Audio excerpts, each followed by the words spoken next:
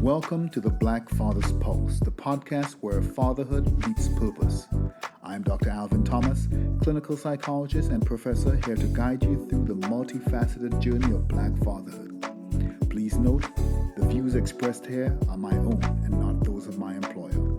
But get ready to dive into the dynamic world of Black fatherhood, where we celebrate the highs, tackle the lows, and share plenty of laughs along the way. Let's keep the pulse of fatherhood beating strong and vibrant.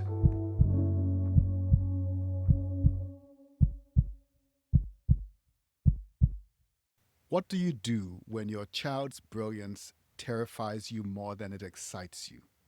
When their questions make you feel inadequate? When their dreams are bigger than anything you ever imagined? Today's guest will tell you exactly how she navigated those fears.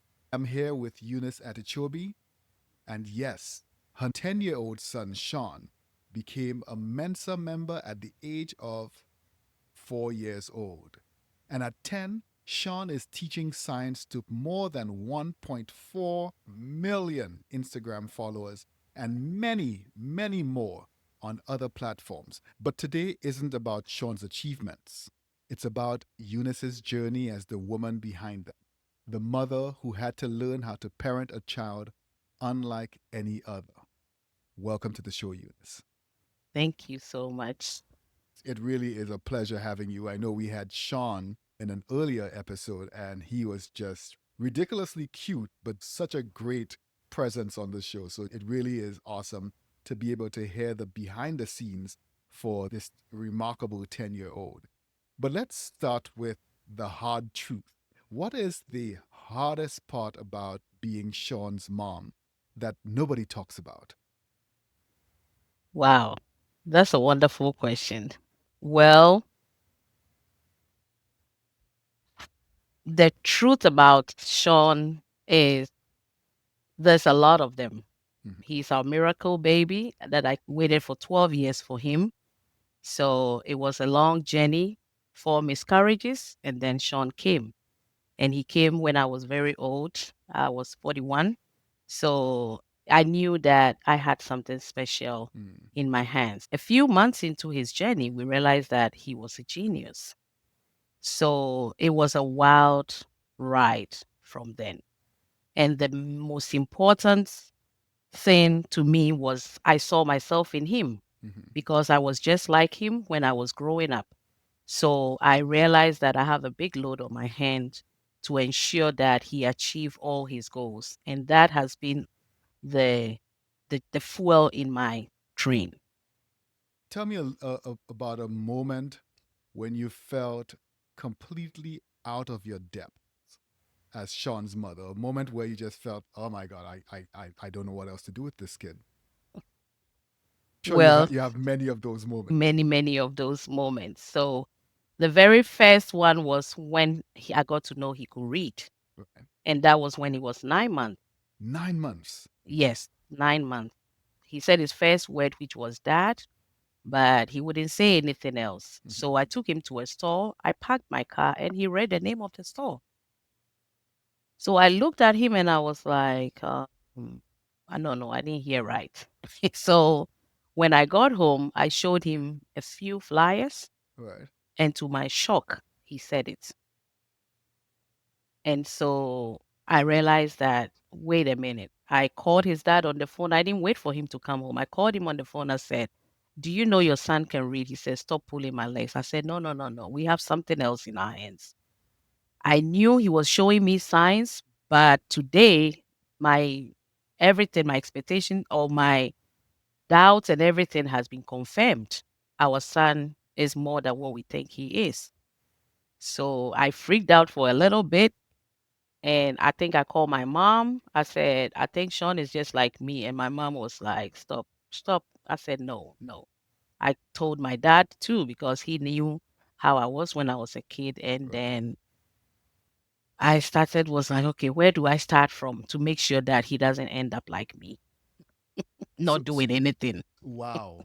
I can't imagine what it would be like to have a 9-year-old Nine walk, months. sorry, 9-month old in a car walking or driving past a store and calling out the name clearly.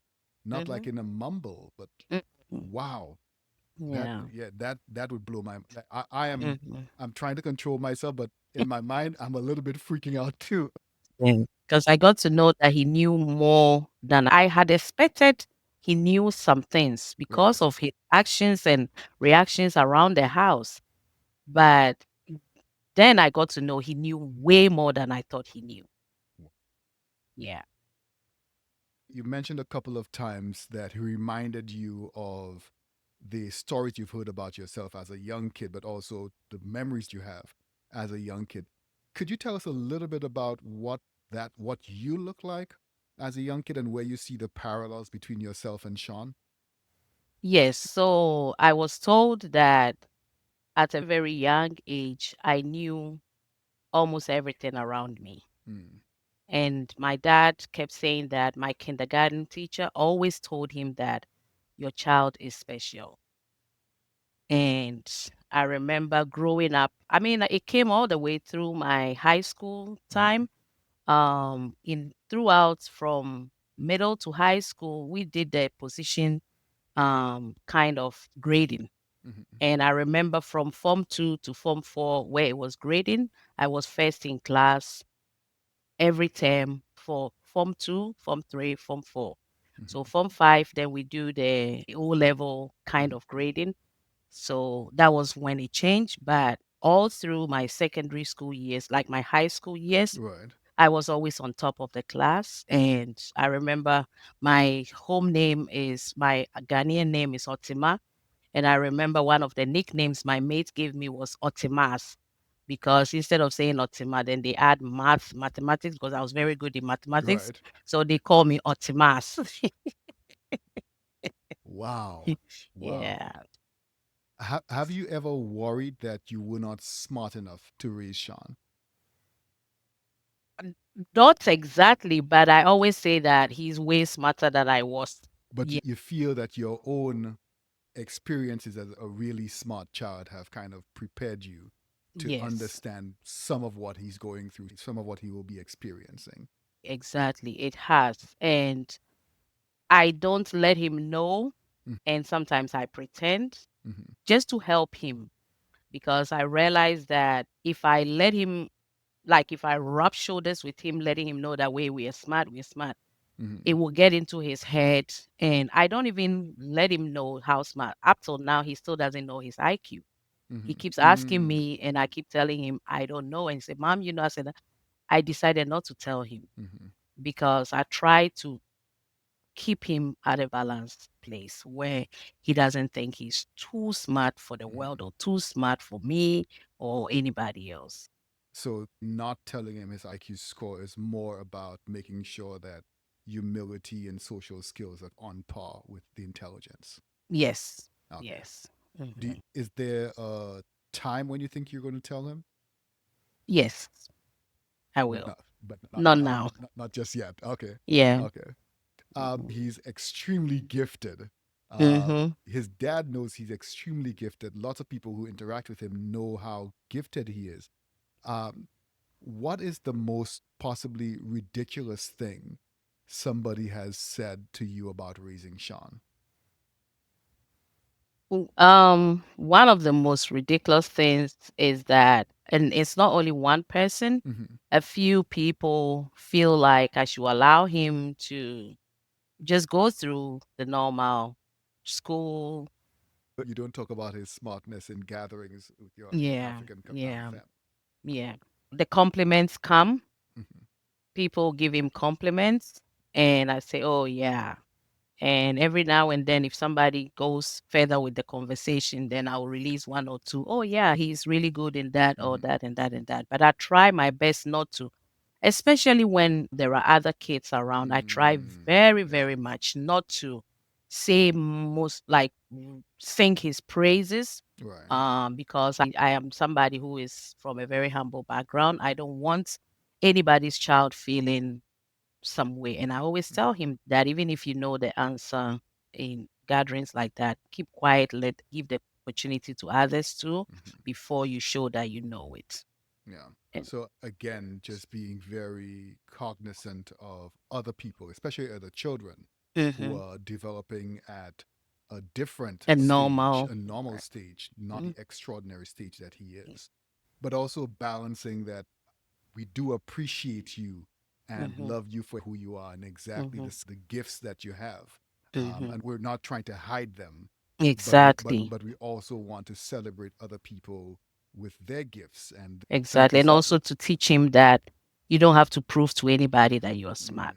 Yeah, yeah, I like that one too. Mhm. Thank you so Mhm. much for that. So I know we may have mentioned your husband a little bit at the beginning. Mhm. It would be impossible to think that there were never disagreements about like how do you handle Shawn's gifts. How did you and your husband navigate disagreements or differences in your ideology or ideas about how to handle all of these gifts that Shawn has? Yes, that's a very good question too. And before I answer that question, I want to chip in because I forgot the first time that his dad is also super smart. Oh, His dad it's is a super smart family then. so Shawn had a double dose, and we always talk about that and laugh. Very, very smart dad, also super smart, but he's the quiet type that you wouldn't know until he opened his mouth. That is his dad. The comedy side is also a combination of the two of us. So Shawn has a double dose of everything. Yes. But to answer your question, it has been a very interesting, beautiful journey with the beginning of Shawn's journey. First of all, it was our miracle baby here, Mhm, our joy. And then this aspect of, oh my God, we have more than a miracle in our hands. One beautiful thing about my husband is that he is very, very generous man. mm, Generous in spirits and generous in behavior. I remember when I couldn't conceive, I was the one freaking out. mhm, And he was very calm and collected. And I was, are you not bothered that we don't have a child? No. And he would never, ever, ever make you feel low. mm, When I am low, when I have a miscarriage and I'm crying and I'm doing everything, he's like, why are you doing that? So when Shawn came into our life, he immediately told me that the first statement he made that shocked me was, I don't think you have to go back to work. mm, mm. You have to take your time and see how we're going to help him develop. Was this And then before you figured out that he could read at 9 months old? when we got to know, before we got to know he could read at 9 months, because Okay, like I said, we had seen a lot of things some about him. signs. Yes. And that made us know that even the regular babysitter cannot Hmm. help. Hmm. The regular daycare, we had tried a few and it wouldn't work because when it was a lot. So right from there, we knew that we don't want him to go through the normal everything everybody's child will go through. Like, okay, it's after 8 weeks or whatever months they go to back to work. Now mommy has to go back to work, so you get to go to the babysitter and all that. We knew we didn't want to do that. Right. So right there, the agreements just clicked. I knew I didn't want to go back because I wanted to help him, especially when I got to know he could read at 9 months. I knew I wanted to put time into him. I was so blessed that my husband also felt the same. So we started the journey on that mutual agreement. Mm. And so it had been like that. Arguments, of course, Right. the arguments are mostly the normal husband wife arguments. Right. But when it comes to Shawn, for some reason, he knows that I'm doing the right thing. So hardly will he disagree with me when I feel like we should do this. I remember it got to a time when the finances got very crazy. Hmm. I told him I wanted to go back to work. And so I told him that I wanted to push on in a daycare and train to become a daycare assistant so that I can also be working at the daycare. And I did that. I got my certification. He agreed with me. He said, okay, if you feel that is good, that's fine. So Hmm. we tried that. And the good thing is, whenever we try something, he's for it. We Right. try it, it doesn't work, he's for it, that we quit. So Mm. that's very good. Like I said, put him in a daycare, it didn't work out. because he was in there willing to learn, not being like a child. Right. And I am there taking care of other people's kids in the other classroom. And I hear him crying throughout the day. Mm. So after 2, 3 days, I realized that this wasn't going to work because he was almost 2. No daycare will give you anything to learn. Right. You're just coloring. Even coloring doesn't come in that much. So they have the blocks, play, your diaper is wet, they change it. But here's my son wanting to color. It was a big challenge. So I had to quit that, try 2 daycares. It never worked. So I told my husband, I don't think this is going to work. And he Wow. said, okay, let's stop. So I stopped. And when we had to take him to school, that was when he was 3. Hmm. His doctor felt like we should go to a psychologist to see why he wasn't behaving like normal kid Hmm. talking so let's go and see. And I remember at 2.5, he went in there and he read Georgia Pediatric Psychologist. And everybody in the lobby was like, how old is he again? Yeah, so we're told to put him in school. So maybe that will help his speech Right. because he wasn't saying anything apart from learning stuff. Right. Give him strawberry, he will spell it for you. Give him watermelon, he will spell it for you. But after that, he doesn't say anything again. Mm. So they felt he had a problem. They did the assessment, and that was when we got to know officially that he was profoundly gifted. Wow. So we had to take him to school at 3. They tested him, and he was second grade level. Wow. So we started that. And another agreement had to come up. Do we put him in school now? You go back to work to help support with the finances because we have to pay for his school tuition. Right. So I said, okay, going back to work is going to be a challenge because if he's sick, I have to be there to take care of him. And you can't be doing that on vacation. You can't be doing that with anybody's job. So I had to drive Uber. I have to drive Lyft. I have to do anything that I can do that will make me readily available Right. immediately. I will do that. And my husband was a very understanding man. Anything that I try my hands on, he will throw his full support behind me and still be doing his work, taking care of the mortgage on all the big bills, Hmm. whilst whatever I can do to take care of the extra bills, Extra. I do. That is amazing. That is Yes. amazing. Is Mm. there anything that your husband brings to Sean's development that you feel is beyond what you bring? Yes. He is a check.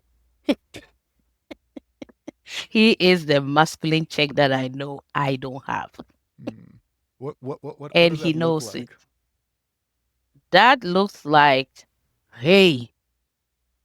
And when he hears that, hey, you can do that. That's it. That's it. And there are things I'll tell him, and he will feel like, okay, this is mommy. And then I'll say, okay, I'll just tell his dad, you know what, your child thinks this and that and that. Mm. And then he would just say he's not a man of a lot of words. And Shawn Mm. knows it. So he can just look at him, and Shawn will ask him, not being Shawn being the no filter child, will ask him, why do you have your mad face on?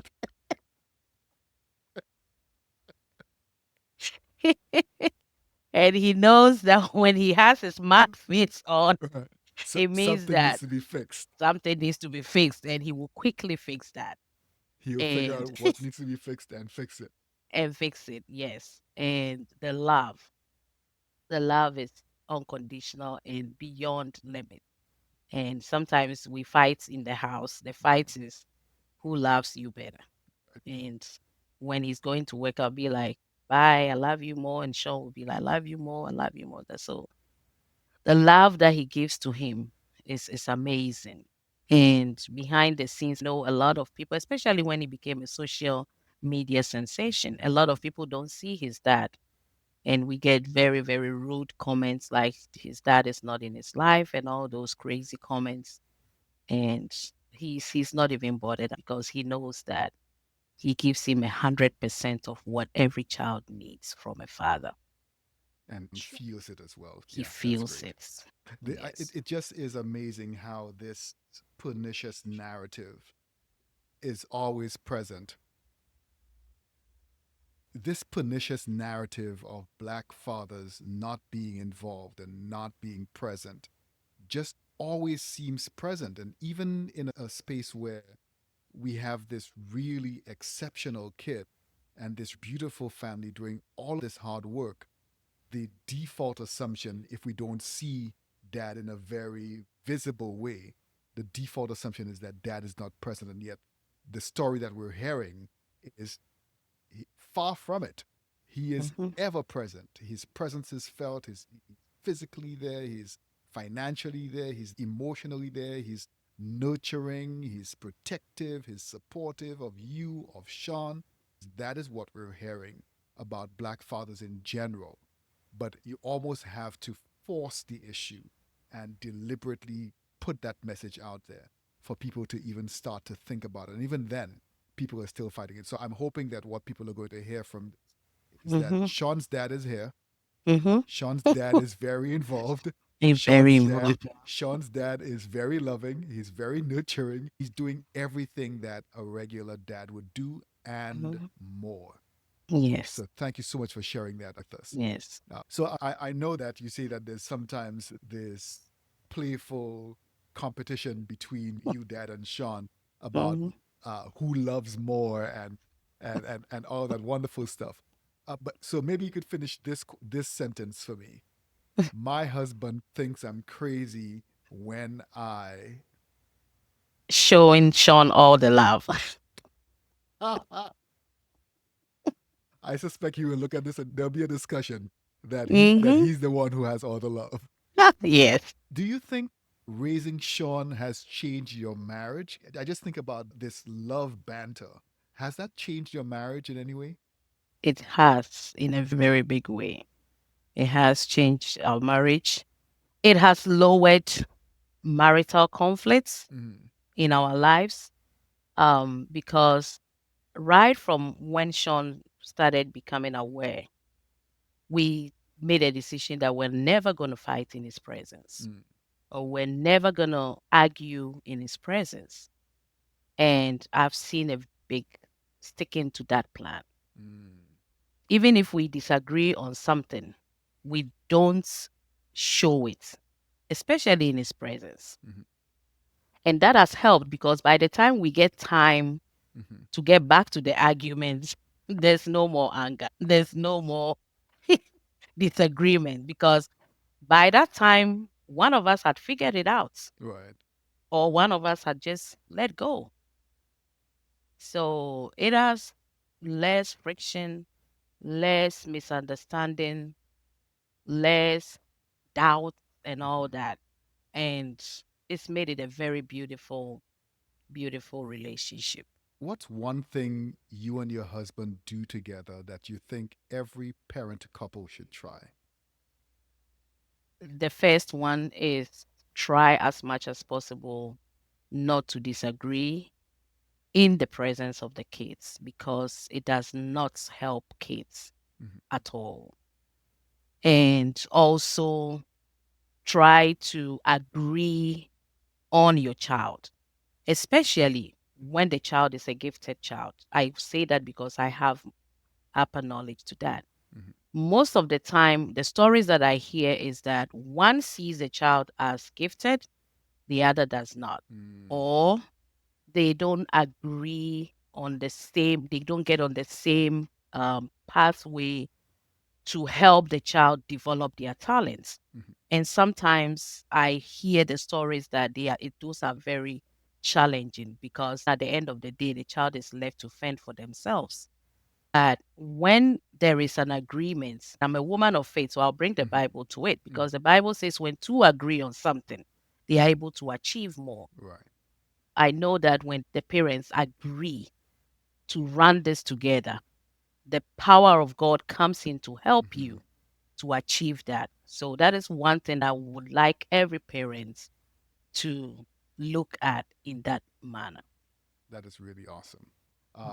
So I hear you talking about the challenge between the parents of making sure that you're on the same page.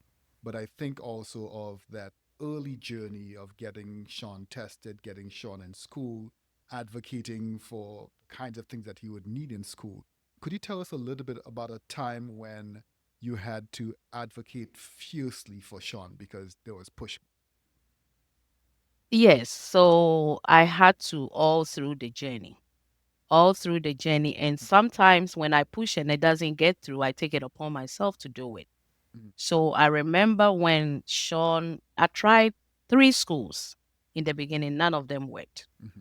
until I found a very good private school that will work with us. So she worked with us all the way through, and Shawn was taking true grades every year. Mm-hmm. So that is how come he's 10 and he's done with 6th grade. So he started initially, he will go through 2 grades together. After a while, when he got to 3rd grade, I realized that I brought him to a public school. I realized it wasn't going to work. I took him out to another private school. That didn't work. I took him out to homeschool because I realized that the school system, sadly, is not made for kids that are extremely gifted. Mm-hmm. That is one thing that I have realized.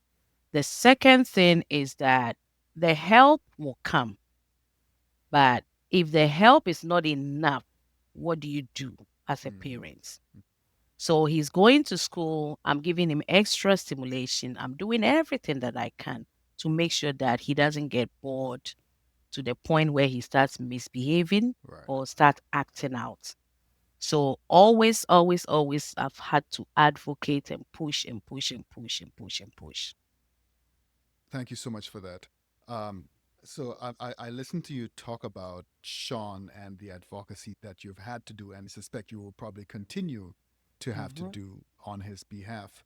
I think of parents who do not have an exceptional child, and who might have to advocate for their child, or who might think that there's no need to advocate for the child. I just put my kid in the school system, and the school system will take care of my kid and push them through the grades. I see you already nodding your head no. Respond to that for us. One thing that I have observed is that a lot of parents believe that once my child is in school, that's it. And unfortunately, I don't blame them too much Mm, because there are some people that doesn't have the privilege that I had with an understanding husband for you to stay at home and be there for your child. Some are single parents, some have to do double jobs to make mm, sure there's a roof over their head. But one thing I always tell parents is that no matter what, you know your child better. mm, You know whether something is working or not. Even if you do a double job when you come home, by your child's actions or mhm, reactions, you should be able to read between the lines as a parent. And when it needs for you to come in, mhm, you have to come in. Don't expect somebody to raise your child for you better than you can. And I always tell myself that don't expect that to happen. The moment you expect that to happen, it means that there is something missing somewhere. mm. As a parent, you should know your child way more than anybody else. And if that is not happening, then you have to check because there is something missing somewhere. Something in that relationship between you and your child. You and your child. So I Mhm. know there are parents who are thinking, well, my child is not profoundly gifted, not just gifted, but Mhm. profoundly gifted. Mhm. So I can just do very basic things with my kid. What would you say to a parent who is saying that my child is not special and my child doesn't need all of this attention? What would you say to them about trying to my child is going to be a regular person, so they don't need all of this effort and all of this attention? Well, again, I'll go back to the Bible that says that children are a reward to parents. Mm, They are a gift that God gives to us. And it's a very big duty we have to make sure that they achieve all their defined mm, goals. As a parent, you do everything you can to provide for your child. If the child is gifted, regular, or profoundly gifted, mhm, find your course in their life mhm, and make sure that you run that course to the T.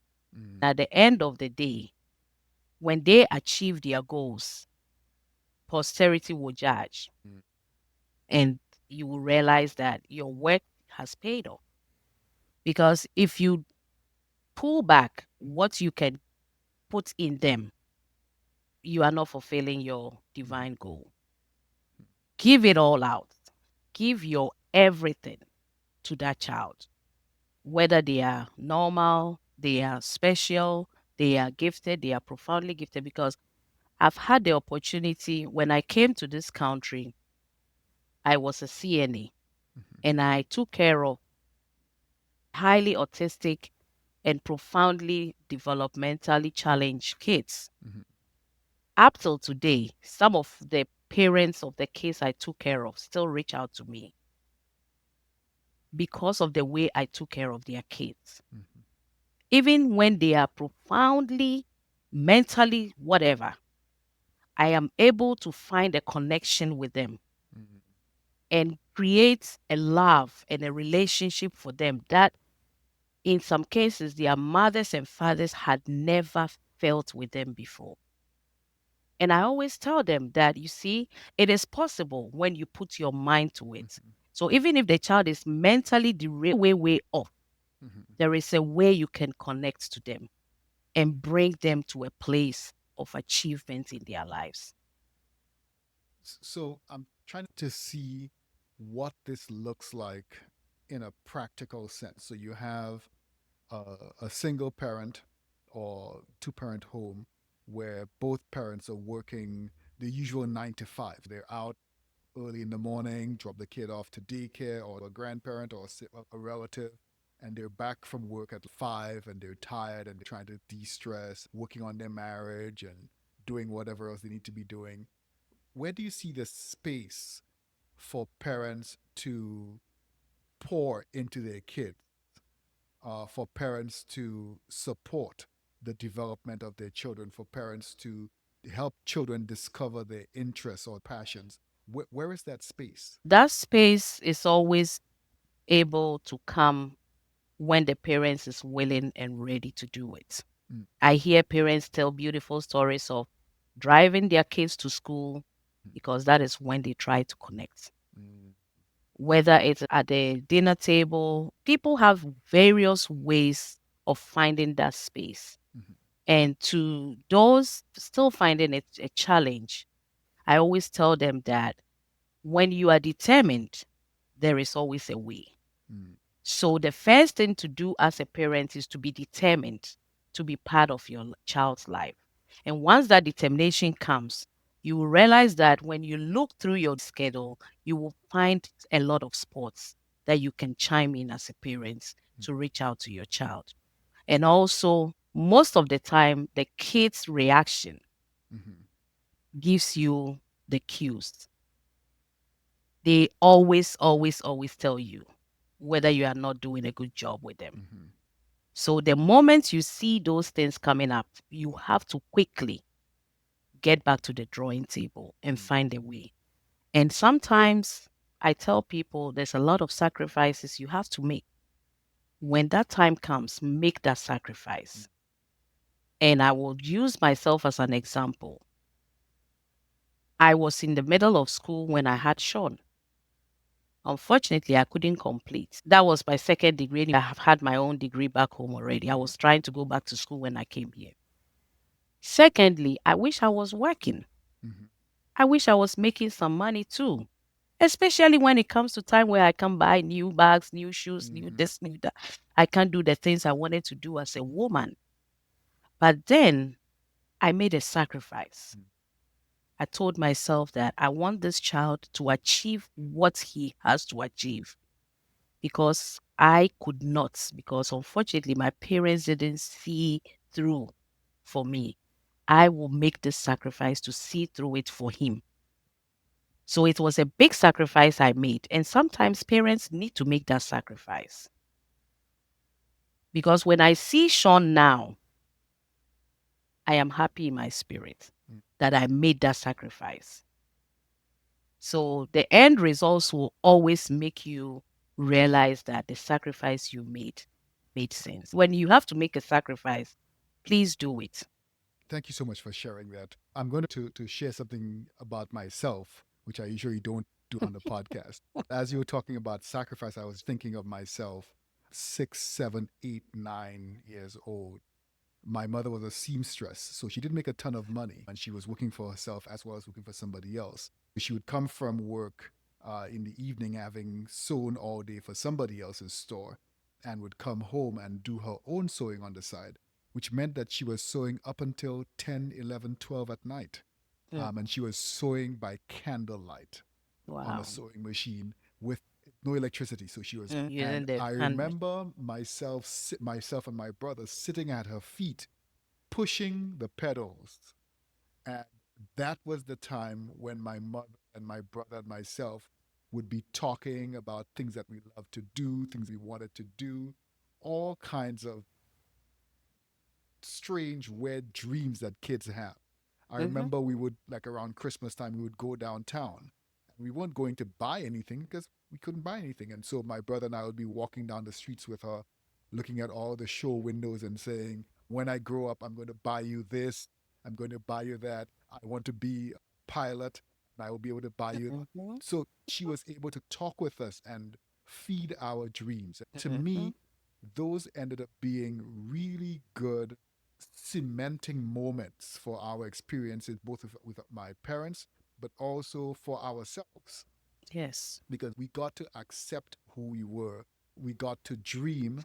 Our dreams were not dashed. So my mother wasn't like outside as a soccer mom or anything else. But like Mm-hmm. you said, she found those moments. Moments. She Yeah. found those spaces. And when she found them, she made the absolute best use of them. I can tell you a million other stories that I'm Mm-hmm. sure you can as Mm-hmm. well. Mm-hmm. But that to me is kind of what sparked. Thank you so much Yeah. for sharing that and sparking. And hopefully, um, listeners can chime in the comments to tell us about moments with their dads or with their moms Mm-hmm. where Mm-hmm. they saw that space where mom or dad was creating space for connection, Yeah. creating space for building and advocating. Thank you so much for sharing. You're welcome. So this is the rapid fire real talk point. I'm going to give you 5 questions, and I'll ask you, and I'm sure Shawn told you about this as well. 5 questions. You don't need to elaborate. Just tell me what comes to your mind as responses for these 5 questions. Mm. Okay? All right. So I think Shawn asked for a specific time. He's like, how many seconds do I have to respond? Oh Lord. So we agreed on 10 seconds. So let's say 10, 20 seconds per response. So the first one, what is the biggest myth that you've heard or that you know about parenting gifted children? That is difficult. I see that. I almost want to ask you to elaborate.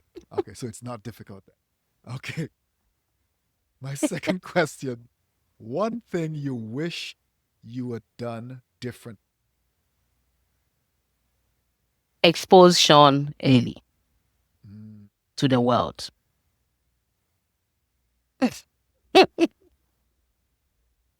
You I have can tell 20, you 1 minute. you have 20 seconds, so use your 20 seconds. Yeah. So I remember at 3 when he was diagnosed as profoundly gifted, the psychologist, Mhm. she said, call Fox 5 and tell them you have this kid here and let them talk to him and interview Mhm. him. And I said, oh no. And I Mhm. kept covering him and covering him until I could cover him no more. Mhm. The world would have known Shawn very early, Right. but it's okay. Time, timing is not ours. Yes. The Mhm. best advice you've received from your husband. Listen to your instinct. Hmm. Hmm. I would love to hear him say it in his voice I know. without the mad face. All Without right. a man, What do you do when you feel like you're not enough? I pray. Mm, this grounding. Mhm. I always go back to the closet, Yeah. go back to God. And how do you celebrate small wins in big journeys? We have our own tradition. Mhm. We do our own celebration. And the three of us are just in a big party Mm. and we always celebrate, even little wins. Okay. I want you to look in the camera and tell every mother who's watching here what you want them to know about their own inner strength. Remember that as a woman, God put a nurturing instinct in you. And that nurturing instinct is always propelling your seed to be successful. So never doubt yourself. That instinct is already there. Whether you know how or you don't know how, it's there. Just put yourself to it. It's like taking the first step. As soon as you make a step, the rest will follow. It's like a flow of a river. The moment there's a wave, it will flow and overflow. And that my child being successful instinct is in every parent, every mother especially. So go for it and propel your kid to success because they are all destined to be successful. Nobody's child is destined to be in jail or destined to be on drugs or destined to be an outcast or on the streets. Everyone's seed is destined to succeed because guess what? If they don't succeed, the next generation will not be there. Everybody's child is destined to succeed. And as mothers, we have the biggest role to ensure that we use that instinct in us to bring this to fruition. So let's go for it. So this is the Black Fathers Pulse podcast. So you know I'm going to ask you about dads. You've told us a lot about your husband, Shawn's dad, and the awesome way he has held the family, supported, nurtured, and loved family. If you were talking to all of the dads out there, all of the black dads especially, both those who are physically in the family but not as nurturing, and those who are physically in the family and are nurturing, like Shawn's dad, and are doing all of the right things, and also those who think my child is better off without me. So I'm not going to be involved in their lives. Maybe I have a drug issue or I have some other issue that's making me feel like I'm not going to be a positive influence on my child. What could you say to all of those fathers that would be motivational? Well, to the fathers who are there and doing everything they can for their kids, kudos on the good job. Keep going. The ones who unfortunately find themselves in places they don't want to be, remember that that deep, deep down feeling in you that makes you want to be there for your child Mm. is what will bring you out of that place. So keep nurturing that feeling and you will come out to be there for your child. I've seen fathers who are in jail who still show up for their kids. Keep doing it. And don't listen to the narrative that black fathers are not there. They can't be nurturing. You all have that in you. Every father has that in you. It's a natural thing that God put in every man. You are the head of the family. So pick up your crown and rule. No matter what, if there is a challenge, keep on praying, keep on dreaming about it, and God will take it out of you. Sometimes it's hard, but when you are willing to do it, you realize that it comes naturally and you are able to do it. Unfortunately, we always laugh about this back home. They say that African fathers are not loving and nurturing. They can't just show it. It is in them. They are all loving. They don't show it because they feel like it's not masculine to do it. But please do because your kids are looking up to it. When they see you show a sign of love, they feel it. So please don't accept that thing that you cannot express love. Recently I saw something that said men have started calling each other Mm. saying good night to them and saying I love you, how are you doing bro, and taking it. It's very good because when you do that as men, the kids are watching. Mhm. Sadly, when the men put up that strong face and like I can't love, the kids are watching. And sometimes your sons imitate that Mm.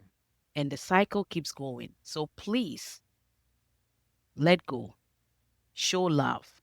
It doesn't hurt. It doesn't change who you are. It rather molds your kids to bring them to a better place where they can fit in society and be a very loving and peaceful person. And you are doing awesome as men. Pick up your crown and rule. Yes. Wow. That was a mic drop statement. Pick up your Mm. and rule. Mhm. That was Eunice Otima Atitsogbe reminding us that behind every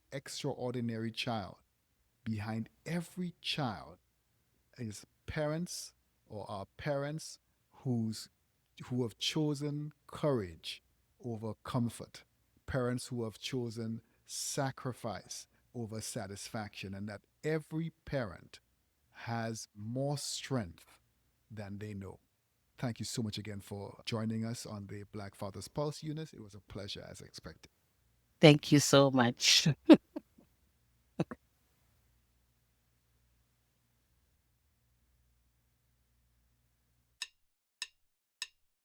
You've been listening to the Black Father's Pulse.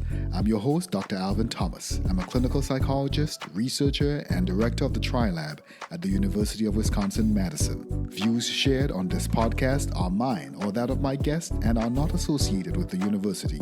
Original music for our series was composed and performed by Micaiah De Silva, artwork by Isabella Acra. The podcast is produced by me and is supported by the kind contributions of you, the public, and advertisers. Follow me on Twitter at Dr_AT758, that's Dr_AT758, or the Black Father's Pulse podcast on Instagram and YouTube. Subscribe to the Black Father's Pulse podcast wherever you do your podcast listening, and don't forget to share and leave us a positive review.